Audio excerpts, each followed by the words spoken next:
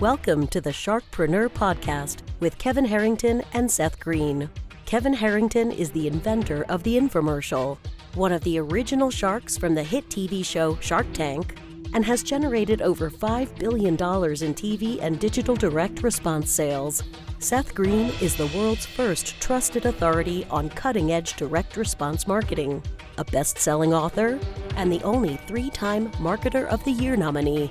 On the podcast, Kevin and Seth interview sharkpreneurs who share straight talk on what it takes to explode your business. Do you want to become insanely successful? Do you want to be the go-to guru in your industry? Do you want to be talked about for all the right reasons? For over 40 years, Kevin Harrington has helped people just like you become significant influencers. Now he's broken the process down in the Key Person of Influence Roadmap, and it's yours for free. Just text KPI to him at 727-888-2100. Text KPI to 727-888-2100 right now and claim your free step-by-step guide. Text KPI to 727-888-2100 to get the recognition you deserve and experience the success as the go-to voice everyone listens to in your industry today. Welcome to the SharkPreneur podcast. I am your co-host, Seth Green. With us, as always, is the inventor of the infomercial and the original shark on Shark Tank, Kevin Harrington. Kevin, thanks so much for being here.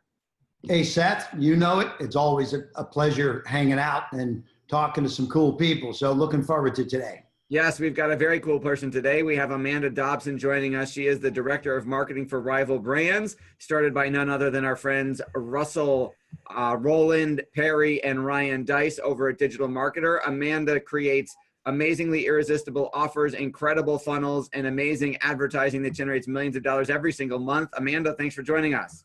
No worries. Happy to be here. Love listening to you guys. Awesome. So, Amanda, how did you get started in the wonderful world of digital marketing? It was actually I kind of fell into it. I actually studied law before I got into marketing. So, I was naturally inclined to argue, putting together arguments and, understanding the human brain and how people make decisions.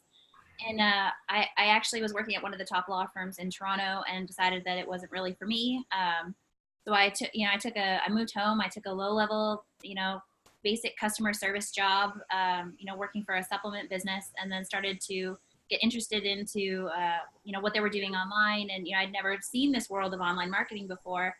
And, their director of marketing asked me to edit a piece of sales copy for him. And it's kind of a side story, but anyways, I edited it for him and he just looks at me and laughs and he goes, "You edited this like a term paper. What is this?" Over time, he just kind of showed me a few tips and tricks. And finally I said, guys, show me what a sales funnel is. So they taught me what a sales funnel was. And I went to my first war room meeting a couple weeks later, and I met Ryan, Roland, and Perry, and I worked, I stayed close with those guys and worked with them, and they showed me pretty much everything, and, that's where I am now. Hey, Amanda, it's funny because I always have said marketing and law definitely meet at a certain point because you have to know what you can and can't say. And so having a good lawyer that's a great wordsmith of being able to say the right things that are marketing oriented, but don't cross the line of not being allowed per the FTC or whatever agency you're involved with. There's a fine art to that. So sounds like you've kind of got the best of both worlds here now being, in the marketing side coming out of law. So congratulations. Absolutely. Absolutely. Compliance, coming from the health space and coming into just, I work a lot with weapons, gun, accessories, politics. So compliance has been huge for me throughout my entire marketing career. I don't even know what it would be like to work in an industry that was, didn't have strict restrictions. So I've kind of got that going for me. Yeah. You've worked on some brands that have made, gone from zero to top of their industries in very, very short period of time. What are you finding are some of the ways that you're crafting such irresistible offers and amazing brands? It's really, so far I found really knowing your people and knowing your audience, where your people hide, and staying connected with good people. We're really lucky I'm surrounded by a lot of marketing geniuses, and keeping close with those people and finding things that are working in other verticals, especially for us, I work in markets all the way from, home and design and beauty and fashion, all the way to tactical gear, survival, guns. like really recognizing what's working in one industry, just because it's a different vertical or, you know, a different niche may, you know, the same tactics apply. So being consistent across all of those, and not forgetting, you know, the basics, you know, that's been big for us. You know, we do something that works really well and just staying consistent with us. That's really been the key to. Well, one of the beautiful parts of, like you mentioned, the survival business, and I know, you know, that Ryan and Perry and Roland have been in that business for quite a while. That business is so powerful because it's such a loyal following that, you know, you have the ability to keep coming up with new offers, and it's unlike probably, you know, many other kinds of businesses, that it just has such a fervent base of followers. So if you got any stories about things that have just taken off inside that market that you maybe wouldn't have had the time of day in other kind of industries? Well, we're really lucky. You know, it's unfortunate for a lot of reasons, but at the same time, natural disasters and things like that, timeliness of our offers is extremely crucial, especially in survival. You know, for us right now, we know that hurricane season is coming up, so we're preparing our people, you know, making sure that they've got all the supplies they need. Like, hey, we know this is coming. This is going to be the worst hurricane season on record. You know, let's make sure that we get you supplied now, so when the time comes, you're not running to the grocery store to buy the last like 3-week-old bag of bread. You know, like, we've got that going for us in the survival brand. And you're exactly right. Those are people who are, you know, they're dedicated gun owners. You know, they're dedicated to the cause. So it's a natural, loyal following. So not only are they loyal to our brand, but they're loyal to the cause and each other in general. I was recently interviewed on NBC twice over the last few weeks over the Facebook privacy scandal. I'm wondering, since you've got such a fervent, I would say probably skewing right-wing conservative list, for example, for Survival Life, and you talked about politics, any thoughts about retargeting or perhaps running? I mean, you could probably get almost a significant number of state senators or congressmen elected simply by marketing your list. Yeah, you know, we've looked at the political agendas, and we've kind of decided to stay out of the political arena. You know, with all of our survival people, you know, it'd be a hot topic for us, but it's just we haven't really quite gotten there yet. But, you know, they're very politically aware, and, you know, especially in our private groups, you know, there's a lot of heated conversations, you know, about the subject, but. You know, as a Canadian, you know, for me, it's kind of hard to capitalize on all the American political, you know, processes. It's really interesting to watch, that's for sure. And there's definitely those opportunities there that we've been looking into, but haven't had the right chance yet. So Amanda, your business though, you're kind of multifunctional in that survival is one of your categories, but you do ingestibles and supplements. And so what is the umbrella of the different kinds of things that you're involved with day to day? So day to day, I'm doing anything from writing offer copy, compliance checks, you know, managing all of our email lists. You know, we've got some private clients that I work with directly. But for the most part, in the last little while, like my big focus has been trying, different ways of doing things, you know, so I'm looking at new sales channels. I'm researching new tools. You know, Seth and I were just talking off camera for a few minutes about a couple of tools that I've been able to test out lately, and just different strategies. You know, we've gotten really good at dialing in the basics, but I want to get the most out of every sales channel possible. I talked a little bit at some events recently, you know, just really trying to optimize every part of the sales process, from, you know, when your customer first sees your ads all the way through to the thank you page and the follow-up, and making sure that all of that real estate is used properly. So a vast majority of my time is optimizing our processes from beginning to end for that purpose. Great. What is your favorite thing about what you do? It's really the offer side of things is where my heart and soul is.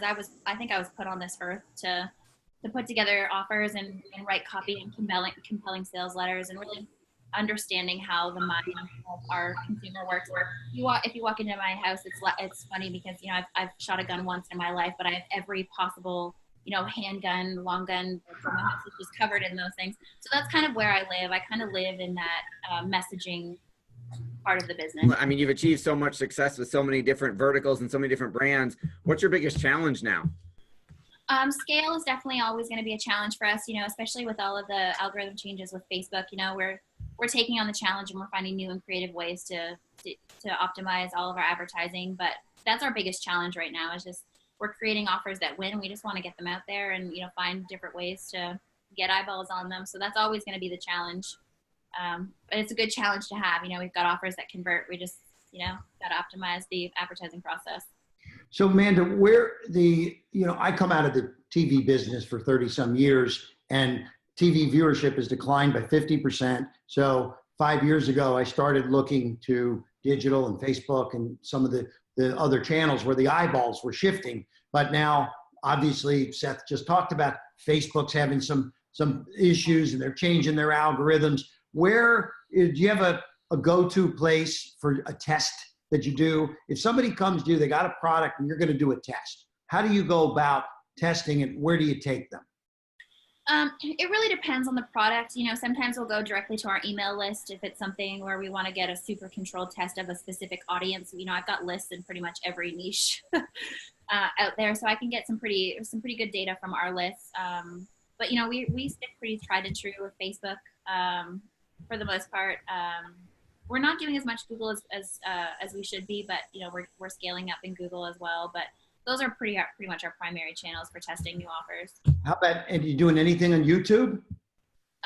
YouTube, no. YouTube is just one of those things. I know. I saw that look of shock. I know. So YouTube, we did a lot for a really long time. You know, YouTube was huge for us, and when I came on board, it was something that no one had really been paying attention to for a while. And I'm like, guys, YouTube is the thing. So over the next little while, you know, it's funny, I was just working on some YouTube stuff right before the call. So you guys will see some super cool new YouTube strategies coming in the next little while. So keep your eyes out. Yes, I know at the conference that we were talking about earlier, we were all just out in Los Angeles. There was I tried to get to that segment. There was a YouTube presentation on how to make money on YouTube. But, you know, I do know one of the challenges you run into is sometimes you're paying for what they call a view. And the question is, how long have they actually viewed something before you have to pay? And I don't know what that is, but somebody was saying, oh, they may have only seen something for 1 or 2 or 3 seconds, and then that constitutes a view. So do you deal with these kind of issues in negotiating your deals when you're dealing with the YouTubes of the world? Yeah, and YouTube specifically is really good because in the past, you know, we've seen instances where YouTube, you know, they've counted views when they shouldn't have, and we've paid for them. So, you know, YouTube's really good about staying on top of those and, you know, compensating for when that kind of stuff happens. But, you know, we found just having someone who's, you know, Perry's daughter, Victoria, who runs most of our media for us, she's so numbers driven and she is watching those things like a hawk. And if you're doing any kind of scale on media, I mean, it's so important to know those numbers because every penny counts. So, you know, if the platform is dinging you for a view that didn't happen, you know, you've got to have someone who's there and dedicated and watching the metrics and making sure it's all making sense for you. Otherwise, you're not doing yourself any favors. Right. Well, in my world, we always, if we spend X amount of dollars, we've got to see X amount of dollars back, double, triple, quadruple in credit card orders. And that is one of the beauties of the old TV business is you're getting mass distribution. We're going to cable network. That model still does have possibilities of working. It's just become tougher and tougher because there's fewer people watching TV. But it's in a 30-minute infomercial. If they're watching that infomercial, they're seeing long periods of that. And, 2 minutes, 5 minutes, as many as 30 minutes. And that's why they're picking up the phone and ordering, because we hook them and pitch them, and we've got 3 10-minute pods, and it just keeps repeating. So it's a little bit different model, but I think if you can take what we've learned from TV, utilize it on YouTube, that's the best of all worlds. And I think that's, where the future lies. Absolutely. And I know, like, for myself personally, just advertising education 101, I've been really lucky to spend time with Richard Viggory lately. I'm not sure if you're familiar with Richard Viggory. Anyways, he's been kind of helping me with advertising. He's kind of the king of direct mail. And, I've been going back and reading the classics, Claude Hopkins, and, really understanding, the return on investment and how that needs to work for advertising, because it has uncanny parallels to what we're doing now in the digital age. And so many times those concepts that were pioneered, decades ago, have been long forgotten, but are still, relevant. So, I always suggest people go back and read the classics, understand advertising from its origins, and then, move on from there because then it's going to tell you, what you need to be watching and, how you're really going to be calculating success on your ads, even now. Yeah. Fantastic. Absolutely, Amanda. We know your time is incredibly valuable. We really appreciate it. You've obviously built and worked with some amazing brands. For folks who are listening and say, man, I'd love the opportunity to even learn more about what you're doing at Rival Brands and Native Commerce, where is the best place for us to send them? You can send them directly to my email if you want, just Amanda at Rival Brands, with any questions. We're launching a new product that's going to be really cool. I'm actually really excited about with Perry and Roland. That'll be kind of going behind the curtains of what it is that we do. So we'll be coaching you guys and giving away a lot of free information on how you can see what we're doing really well. So I'm really excited for that to be launching in the next little while. But definitely, you can follow any of our brands. Survival Life is where we're doing the most right now. So go head on over to Survival Life and opt in and do what everyone else does. And Pull back that curtain, Amanda. And it was Amanda at rivalbrands.com. Yeah, Amanda at rivalbrands.com. And whatever questions, I'm always happy to help. All right. Amanda, Thank you so much. great seeing you, Amanda. See you at the next show. Good luck. Take care. Thanks, everybody. Bye-bye. Do you need money to fund your idea, product, or service? Are you ready to take your business to the next level but need capital to get it done? Kevin Harrington has heard more than 50,000 pitches and knows how to help you make the perfect pitch to get the funding for your entrepreneurial dream. He's distilled the process down in his perfect pitch cheat sheet, and it's yours for free. Just text PITCH to him right now at 727-888-2100. Text PITCH to 727-888-2100 right now and claim your free perfect pitch cheat sheet. Text PITCH to 727-888-2100 to start funding your dream today. This show has been produced by Market Domination, LLC. To discover how you can have your own show completely done for you and turn it into a real published book and become the authority in your marketplace, go to www.marketdominationllc.com/podcast offer.